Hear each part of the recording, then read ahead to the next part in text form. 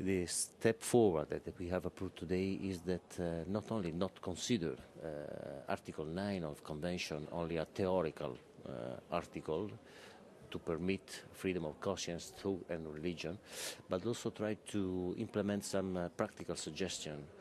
for the further action of the Committee of Ministers and Parliamentary Assembly, National Parliamentary Assembly. And that is very urgent, not only for the crisis of violence around the Mediterranean Sea or in Middle East or in Africa, recently very wrong, but also for the all member, any member of the Parliamentary Assembly of Council of Europe. What kind of measures do you propose in concrete terms to be taken by the member states? Really to respect this right according with the freedom of education, an example, or freedom of conscience in the healthcare system, or implementing a real respect for the manifestation, public manifestation on the believers' symbols,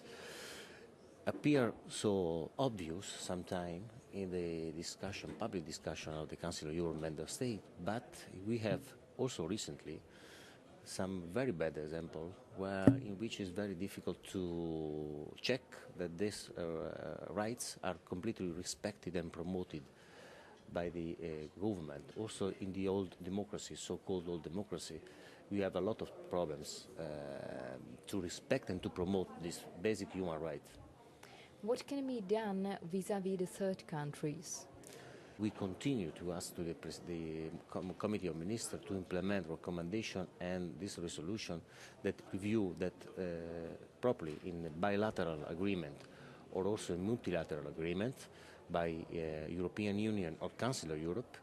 They should take in account, especially, not only really, but especially and also particularly this question of respect of religion believers and religious communities. Probably because one of the most crucial human rights in our convention and everywhere in the world is the respect of freedom of thought, religion and liberty. And that could be a new step, really, that could also not only increment the agreement among third countries and Council of Europe of bilateral agreement, but also could be very useful, especially in some part of Africa or Middle East, in which is very often we see that this human right of religious freedom is completely destroyed, or Christian communities, and not only Christian communities, are attacked by violence and so on and so on. It's not only the question of Christian, it's also the question of the respect of freedom of religion of Muslims, some part of our world, and Jewish sometimes. So we should come back to the respect of this value concretely, practically, because we cannot lose one of the most important pillars on which is built convention and our common identity.